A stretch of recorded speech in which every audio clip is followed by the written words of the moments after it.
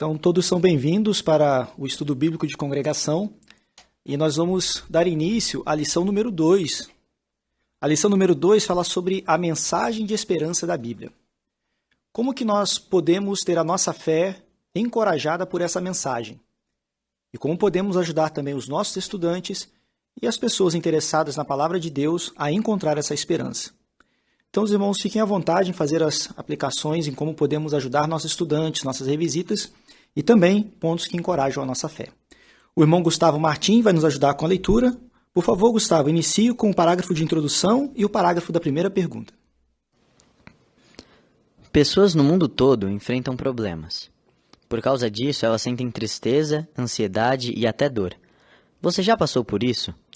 Talvez você esteja sofrendo por causa de uma doença ou porque uma pessoa que você ama muito morreu. Você pode ficar pensando: será que um dia as coisas vão melhorar? Você vai gostar de saber a resposta da Bíblia. A Bíblia explica por que o mundo está cheio de problemas. Mas ela também traz boas notícias. Todos os problemas vão logo acabar. As promessas da Bíblia podem dar a você um futuro e uma esperança. Elas nos ajudam a enfrentar os problemas atuais e a ter uma atitude positiva. Também nos ajudam a ser felizes agora e para sempre. Que esperança a Bíblia nos dá?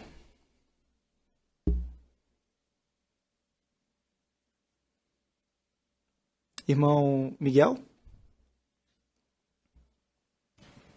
De que logo todos os problemas vão acabar.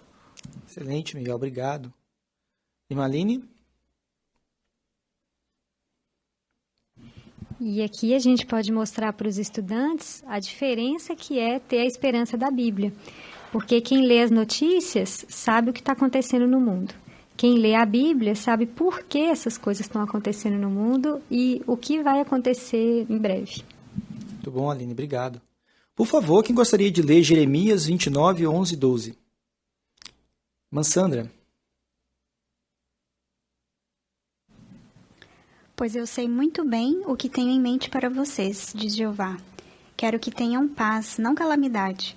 Quero dar a vocês um futuro e uma esperança. E vocês me chamarão e virão a mim em oração, e eu vou escutá-los. Muito bem, obrigado. Então, como que esse texto aqui fortalece a ideia da mensagem da Bíblia? Irmão Pedro? Então a Bíblia traz boas notícias para nós, para o futuro, e uma esperança também, que nos ajuda a levar uma vida boa agora, com todos esses problemas que nós estamos enfrentando, e que a gente vê que no futuro esses problemas vão ser eliminados. Então a Bíblia é muito boa para isso. Muito bom, Pedrinho, obrigado. Parágrafo 2. A Bíblia diz que um dia não haverá mais morte, nem haverá mais tristeza, nem choro, nem dor. Os problemas que causam tanto sofrimento hoje, como a pobreza, a injustiça, as doenças e a morte, não vão mais existir. A Bíblia promete que as pessoas vão ter a alegria de viver para sempre no paraíso na terra. Por favor, um leitor para Apocalipse 21, 4. Apocalipse 21, 4. O irmão Rodrigo? Ele enxugará dos seus olhos toda lágrima, e não haverá mais morte, nem haverá mais tristeza, nem choro, nem dor. As coisas anteriores já passaram. Obrigado, Rodrigo. Qual é a promessa da Bíblia para o futuro? Tiago. Então a promessa é que tudo que nos causa dor e sofrimento, como a morte, a tristeza, né, a doença, tudo isso vai acabar. Muito bom, Tiago, obrigado. Eliseu, por favor. E talvez uma pergunta adicional que a gente pode fazer, em especial se a pessoa tiver filhos, né? Você gostaria de um futuro assim para seu filho, para sua filha? Pode ajudar ele a prestar ainda mais atenção, dar mais valor a essa lição. Obrigado, Eliseu. Parágrafo 3, por favor. As pessoas esperam que a situação do mundo melhore, mas elas não podem ter certeza se isso vai acontecer ou não. Só que a Bíblia é diferente. Você pode ter certeza de que tudo o que ela diz vai acontecer se examinar cuidadosamente as Escrituras. Estudar a Bíblia vai ajudar você a decidir se pode acreditar ou não no que a Bíblia diz sobre o futuro. Obrigado, Gustavo, por ter contribuído com a leitura. Como você pode ter certeza de que tudo o que a Bíblia diz vai acontecer? Irmão Gustavo Mateus?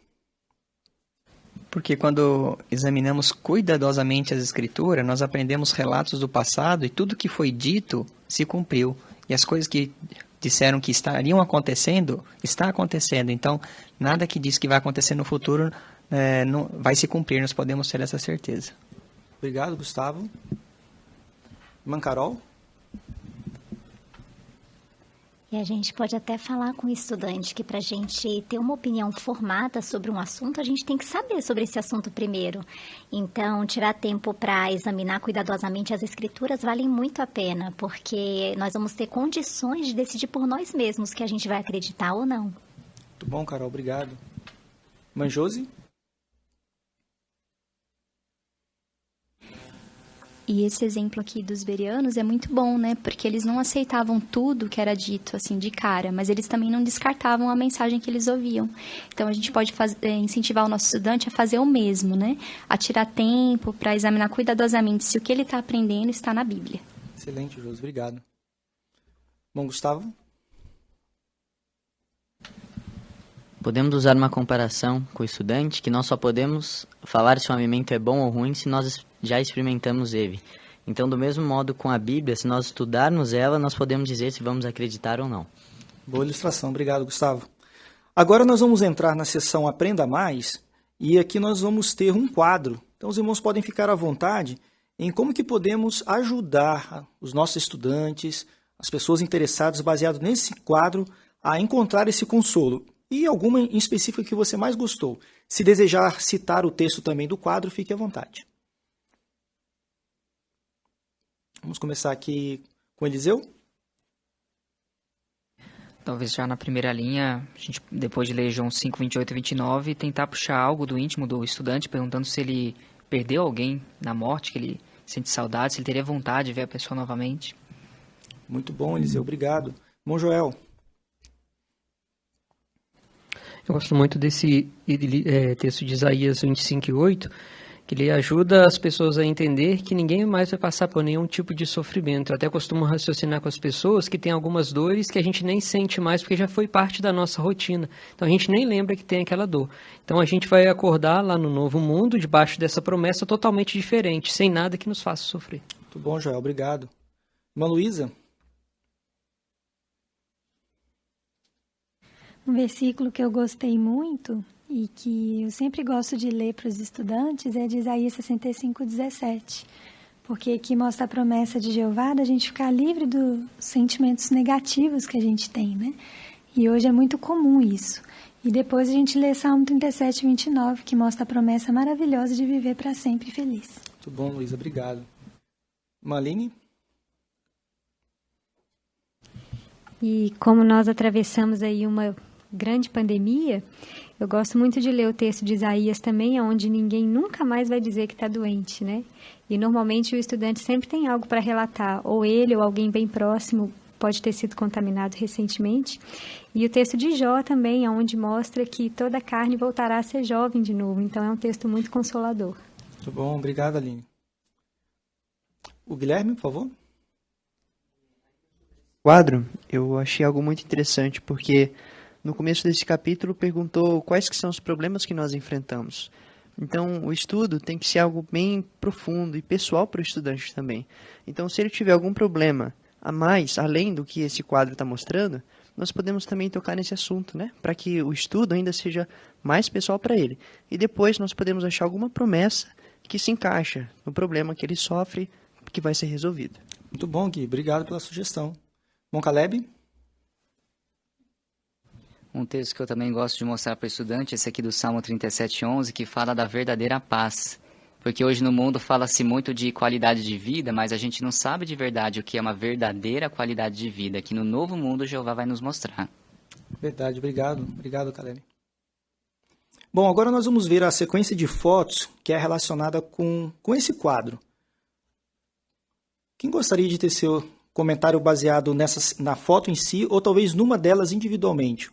Como podemos usar essa gravura, essa imagem, para reforçar tudo que os irmãos mesmos já pontuaram?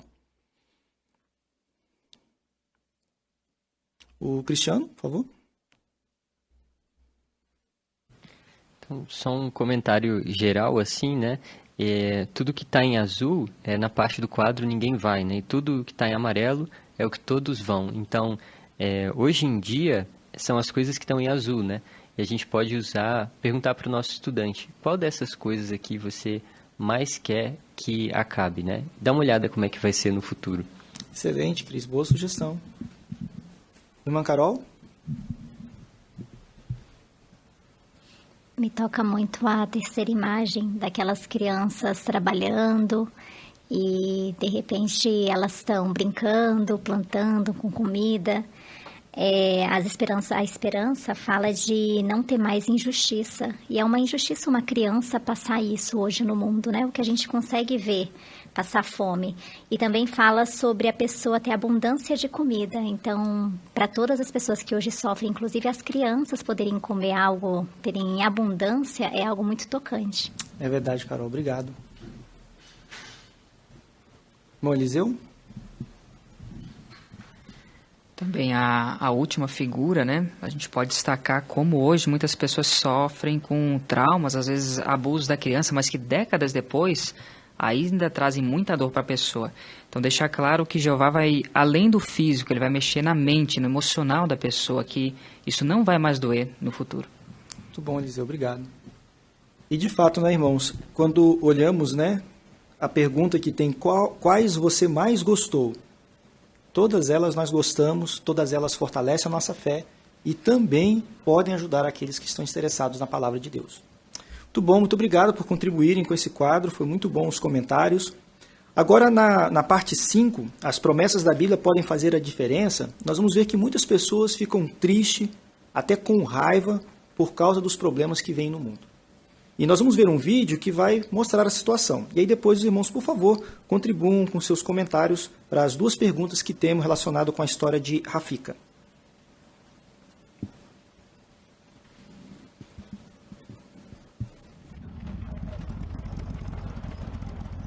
Eu fui criada no sul dos Estados Unidos, na época da segregação. Brancos e negros não podiam se misturar. Tinha placas por todo lado dizendo onde a gente podia ir. Eu não entendia porque a gente não podia viver em paz uns com os outros. 50 centavos. Sim, senhor. Obrigada, senhor. Vovó, ele é só um menino. Por que tá chamando ele de senhor? Fica quieta, menina. Você tem que saber o seu lugar. Na hora de ir embora, eu disse para ela, quer saber? Eu não vou ficar quieta. Minha avó sabia que eu amava a Bíblia, porque quando eu era criança, eu sempre lia a Bíblia. Mas eu não entendia nada.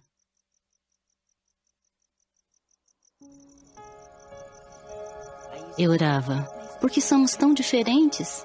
Por que não conseguimos viver em paz? Eu conheci um grupo de pessoas e eu tinha vontade de fazer parte de um grupo como aquele. Eles estavam envolvidos na política. Eles diziam, a gente luta contra a injustiça. Quando eu ouvi a palavra injustiça, eu pensei, é isso que eu quero. Fazer parte de um grupo que pode mudar e unir as pessoas. Esse era o meu desejo. A gente começou a protestar contra a violência da polícia. Na época, esse era um assunto que todo mundo comentava. Eu gostava de algumas coisas que eles faziam. O que eu não gostava era do treinamento militar que eles davam todo dia. A gente aprendeu a usar armas e coisas desse tipo. Então eu pensei, pra mim chega. Não era isso que eu queria. Então eu comecei a procurar a Deus de novo, a ler a Bíblia, porque o que eu estava fazendo não ia mudar nada. Eu estava lendo a versão Rei Jaime. Eu lia, mas eu não entendia nada. Quando visitamos a Jamaica, eu vi uma Bíblia, a tradução do Novo Mundo. Eu comecei a ler essa Bíblia e tudo fazia sentido. A linguagem não era complicada. Eu fiquei empolgada, sabe? Uau! É essa Bíblia que eu quero. Um dia, 2 mulheres bateram na minha porta. Nem vi que elas eram testemunhas de Jeová. Eu só fiquei olhando para a Bíblia delas. Eu perguntei, onde vocês conseguiram essa Bíblia? Elas disseram que iam trazer uma para mim. E trouxeram mesmo. Só que eu não sabia que com a Bíblia ia ter um estudo também.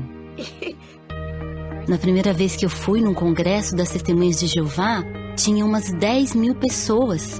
Quando eu vi todas aquelas pessoas de raças diferentes, era como se Jeová estivesse me dizendo: Ei, Rafika, lembra quando você perguntou se seria possível todas as pessoas viverem unidas? Está vendo? Eu não sou parcial. Elas se dão bem. Elas são unidas. Eu me senti tão bem vendo aquilo. É dessa organização que eu queria fazer parte. Para mim, todas as pessoas são iguais. E eu gosto de pregar e fazer amizade com todo mundo. Agora eu sei o que a Bíblia realmente ensina e tenho uma vida maravilhosa, porque eu sei que só Deus e seu governo podem trazer a paz. Assim como Jeová uniu seu povo, eu quero que todas as pessoas sejam unidas e conheçam a Ele. Jeová respondeu à minha oração.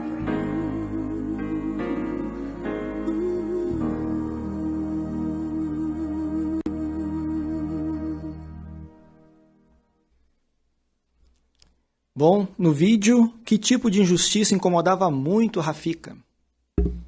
Mantalita. Então, Rafika viveu na época da segregação, né? O que a incomodava era justamente o fato de negros e brancos não se misturarem, né? A incomodava o fato de não vivermos todos juntos em paz. Nós vemos isso até na cena em que a avó dela chamou um menino de senhor só pelo fato dele ser branco, né? Então, esse tipo de situação incomodava muito. Muito boa, Mantalita. Obrigado. A injustiça que ela viu não acabou, mas mesmo assim como a Bíblia ajudou Rafika. Irmão Caleb? Foi bonito de ver como a Bíblia ajudou ela a encontrar um povo e uma organização que vive unido de verdade, independente de raça ou qualquer outra coisa. Muito bom, Caleb. Obrigado. Pedrinho?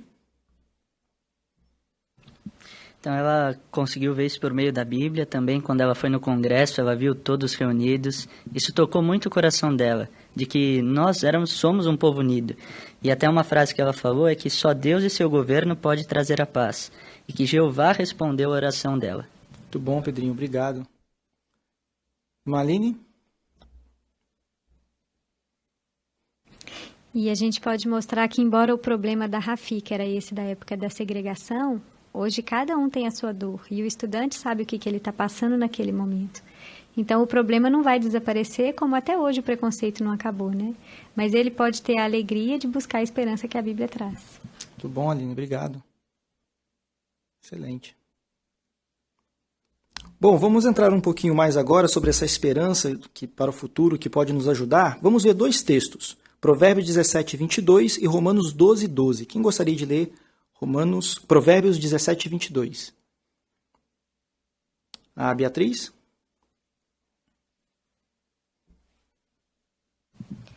O coração alegre é um bom remédio, mas o espírito abatido consome as energias da pessoa. Obrigado, Bia. E Romanos 12, 12? O Gustavo, Mateus, por favor. Alegrem-se na esperança, perseverem sob tribulação, perseverem em oração. Muito bom. A esperança da Bíblia para o futuro, então, pode nos ajudar a lutar contra o desânimo e a conseguir enfrentar os nossos problemas. Então, baseado nesses dois textos, como que a esperança da Bíblia pode fazer a diferença na vida do nosso estudante? E por que nós podemos mostrá-los isso? E como nós podemos mostrar isso para eles? O Joel? Muitas pessoas dizem que a esperança é a última que morre, ou então que é uma luz no fim do túnel. Só que a esperança verdadeira que a Bíblia traz ajuda no sentido de que pode dar alegria e felicidade para a pessoa, mesmo agora ela passando por muitos problemas. Não é questão da pessoa ter uma vida perfeita agora, mas que ela conseguir lidar melhor com as situações que ela passa e ter uma alegria verdadeira. Muito bom, Joel. Obrigado. Bom, Rodrigo? E falou que, né, no texto, né, que foi lido ali em Romanos, diz que quando nós temos esperança, a gente fica alegre. E lá em Provérbios diz que a alegria faz bem. Então, quando nós compartilhamos essa esperança com os estudantes, isso já vai trazer realmente alegria naquele momento difícil. Muito bom, Rodrigo. Obrigado. Mancarol?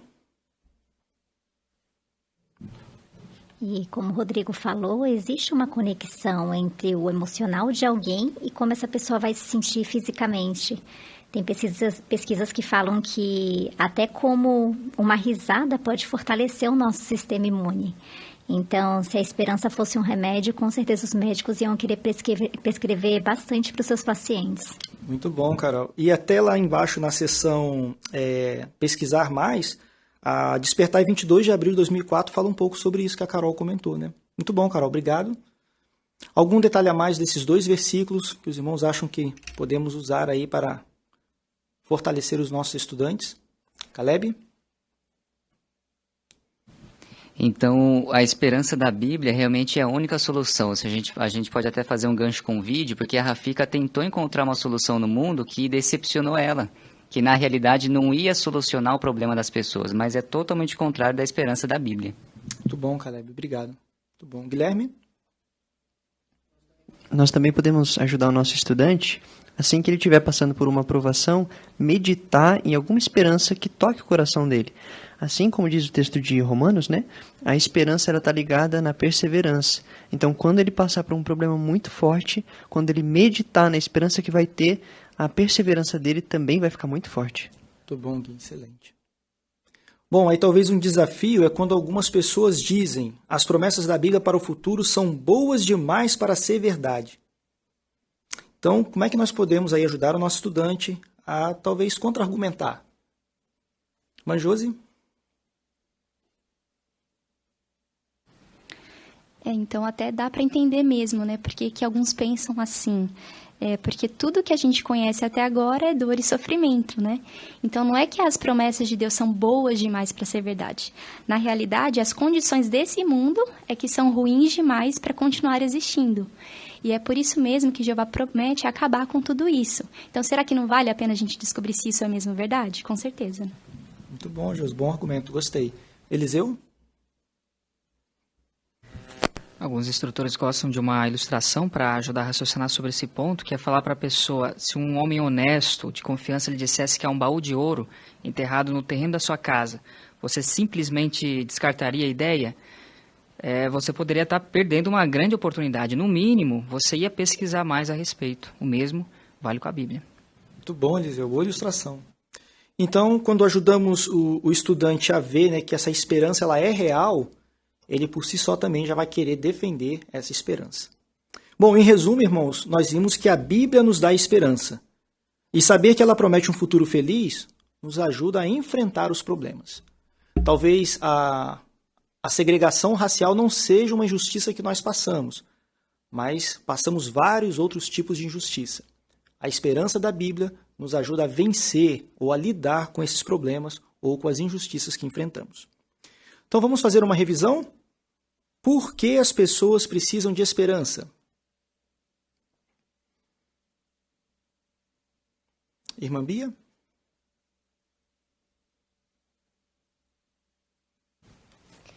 Então, as pessoas hoje elas estão sofrendo, né? E a esperança, ela é a única coisa que vai dar verdadeira felicidade. Por isso que é tão importante a gente mostrar para elas essa esperança maravilhosa que Jeová promete. Muito bom, Bia. Obrigado.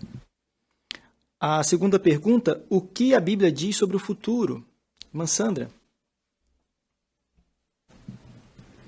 Então, ela nos promete um futuro livre de todas as coisas que nos causam sofrimento hoje, como pobreza, injustiça, doenças e até mesmo a morte. E no lugar de tudo isso, vamos ter uma vida repleta de alegria e paz. Excelente, obrigado. Como a esperança da Bíblia pode fazer a diferença na sua vida? Irmão Joel?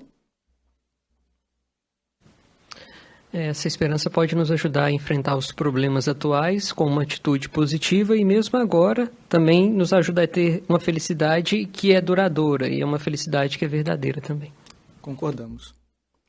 Bem, irmãos, então lá no início do estudo, nós vimos que pessoas no mundo todo sofrem com os problemas, mas a Bíblia pode dar as respostas para esses problemas. Então, com seus comentários, conseguimos abordar bem esse ponto da esperança e no próximo estudo poderemos aprender mais um pouquinho de como ajudar os nossos estudantes.